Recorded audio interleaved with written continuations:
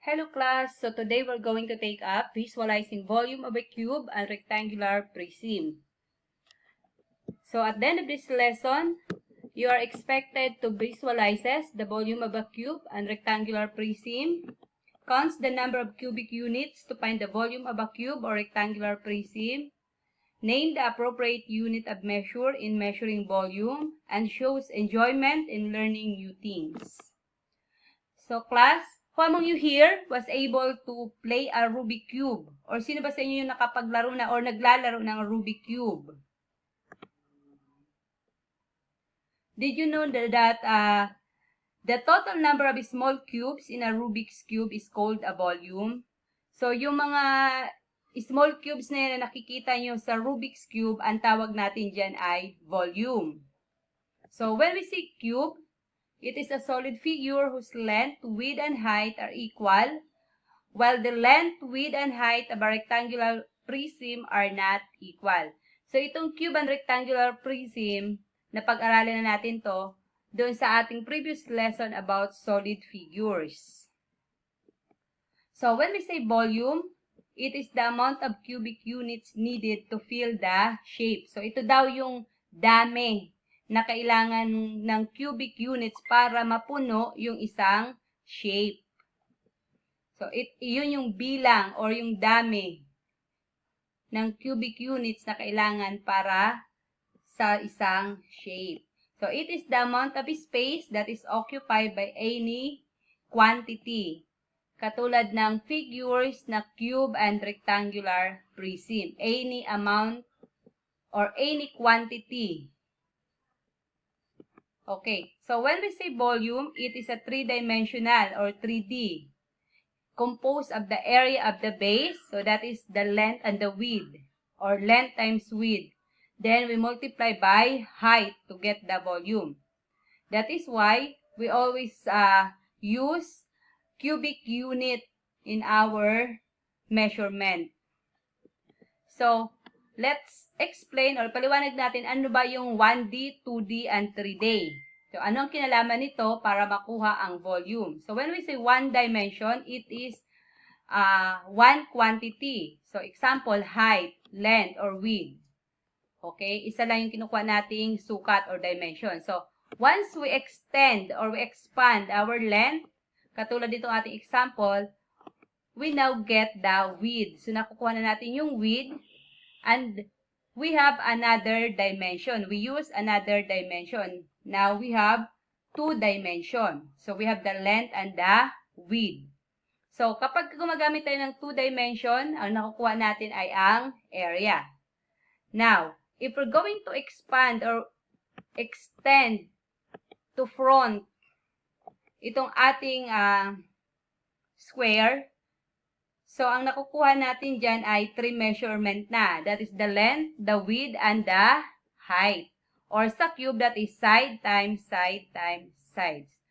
So, that is already 3 dimension. So, 3 measurement yung nakuha natin or 3 dimension. That is the length, the width, and the height for rectangular prism. Sa cube naman, that is side times side times side. Okay.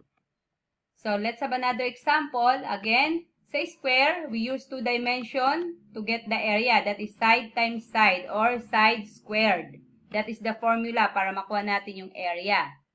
Then we use the square units as our units of measurement.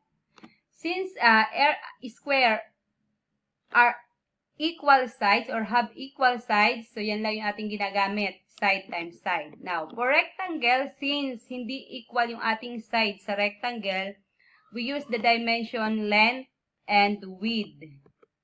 So, to get the area of rectangle, that is length times width. So, anong kinalaman ng area para naman sa makuha natin yung volume? So, if we already have the area, we just multiply it by height or by another side. So, sa square, kapag alam na natin yung area, ang gagawin lang natin dyan, imumultiply natin ulit sa another side ng ating cube para makuha ang kanyang volume. So, that is side times side times side, or volume equals sides to the third power or exponent of 3. Then we use unit of measurement is cubic units. Kaya yung ating exponent dyan ay 3. Now, for rectangular prism, kung meron na tayong area, which is the length and the width, all you have to do is add the height. Okay? Para makuha naman natin yung kanyang volume. So, you have to multiply the length, the width, and the height to get the volume. Or, that is base times height. Volume is equal to base times height. Bakit base times height? Kasi nga, di ba, to get the base, that is composed of length times width. So, volume also can be base times height. So, we can visualize volume of a cube and rectangular prism through using more units to fill the container. So, yung marbles, pebbles, rice, grains, seeds, etc., this is what we call non-standard units. So, yung pagsusukat natin dyan ay tinatawag nating non-standard kasi it doesn't need or do not give consistent and accurate measure. So, yung mga sukat nito ay hindi consistent or hindi eksakto or hindi accurate. Okay? So, other units of measurement na ginagamit natin dyan, pwedeng liters, pwedeng grams, kilograms, or some units of measure. So, again, these are the example of non-standard units ng ating volume. Then we have also using standard units. Pag sinabi naman natin standard units, it gives us consistent and accurate measure. So, paano natin kinukuha yung standard units? Paano natin nakuha ang consistent and accurate measure? So, we use to count the cube inside the figure or pwede naman using the formula. Okay? For the volume of the cube and rectangular prism. Katulad ng ating previous example kanina. Diba? We multiply sa cube, we multiply side times side times side. Then, sa rectangular prism, we multiply the length, the width times height. Okay, so let's have example. So, we have here this cubic unit. So, 1 cubic unit, yung kanyang measure is equal to 1 cubic centimeter. So, 1 cubic unit, for our example, we have 1 cubic centimeter, yung kanyang equivalent. So, let's count the number of cubes inside this figure para malaman natin ang kanyang volume. Again, pag sinabi natin volume, yung laman or the amount of cube to fill the space. So, yung amount or yung bilang kung ilang cube ang kailangan para mapuno itong ating figure na to. That is the volume. So, let's count. 4, 6, 7, 8, 9, 10, 11, 12. So, for our first layer, we have 12 units, 12 cubic units. Then, for the second layer, we have another 12 units. Okay, 12 cubic units. For the third layer, we have another 12 units. So, that is already 36. So, para mapuno talaga tong ating figure, so this is the last layer that we have. So, another 12 units. So, this figure, ang laman niyang cubic unit is 48. So, the volume of this figure is 48 cubic centimeter. So, nakikita nyo, written in words dyan. Volume is 48 cubic centimeter or that is 48. Then, yung ating cubic unit centimeter to the third power or yung kanyang exponent is 3. Again, so this is how we visualize volume of a figures like rectangular prism. So, bibilangin lang natin yung kanyang nasa harap, yung nasa gilid, at yung kanyang pataas para makuha natin yung kanyang volume. So, let's have another example. So, for this figure, we have 3, 4. So, 1 row, 4 cubes. Second row 4. Third row is 4. So, yung first layer na yan, that is 12 cubic units. 3, 6, 9, 12. So, of course, yung second layer, 12 din yan. So, that is 24. Third layer is 12 again. That is 36 cubic units. For another example, we have 3, 6, 9, 12, 15, 18, 21. So, yung unang layer natin, that is 21. So, yung kanyang length is 1, 2, 3, 4, 5, 6, 7. Yung kanyang width is 7, yung kanyang length ay 3. Okay, another 21, that is 42. So, another 21. So, the volume of this figure is 63 cubic units. So, for this one, we have 1, 2, 3, 4, 5, 6, 7, yung kanyang height. Okay, 14, 21, 28, 35, 42. So, this is 42 cubic units.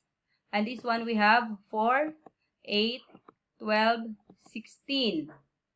So, pag binidlang natin yan, that is 16 cubic units. So, we have here the cube. So, 3, 6, 9. So, yung unang layer. Then, 18, 27 cubic units. Okay? So, let's have another example. For number 1, for our width, we have 4 units. Length is 3 units. And height is 2 units. So, volume niya ay 24 cubic units. So, walang measurement na ginamit, kaya units muna. So, width is 7, length is 3, height is 5 units. So, for number 2, the volume is 105 cubic units. So, for number 3, may given na tayong unit of measurement. So, ang ginamit dyan ay meter. So, length is 8 meter, width is 1 meter, height is 1 meter. So, the volume is 8 cubic meter. For number 4, we have cubic units ay centimeter. So, length is 4 centimeter. Ang width ay 5 centimeter. So, bibilangin lang natin yung mga cubes na yan. At ang height ay 3 centimeter. So, that is total of, or the volume of this figure is 60 cubic centimeter. So, all you have to do, count the number of cubes inside the figure. Okay, so, we also use unit of measurement unit of measurement that we use for measuring rectangular prism and cube are cubic millimeter, cubic centimeter, cubic decimeter, cubic inch, foot, cubic meters, liters, and many more. Okay? But in the international system of units, the standard unit of volume is the cubic meter. So, when we say cubic meter, ang cubic meter we use to measure large amount of space occupied. So, halimbawa, buong bahay. So, pwede na natin dyan gamitin ang meter or cubic meter. Aparador, mga drawer, table. So, ang ginagamit na natin dyan ay cubic meter kasi malalaki na sinusukat. Pero kung maliliit, we use cubic millimeter. So, cubic millimeter used to measure the small amount of space occupied. So, yung millimeter, ito yung pinakamaliliit na guhit doon sa inyong mga ruler. Okay? So, ginagamit natin yan sa pagsusukat ng mga maliliit na bagay, katulad ng matchbox. So, yung box ng posporo. Ano pa? Jewelry box. Okay? So, we use cubic millimeter. Pwede rin namang centimeter. Example, ang susukatin ninyo ay box of shoes. Pwedeng centimeter, pwedeng decimeter. Okay? So, again, we use the exponent 3 or cubic unit of measurement kapag ang sinusukat natin ay 3 dimension. Okay. So, that's all, class. I hope naintindihan itong ating lesson. God bless you all. Bye!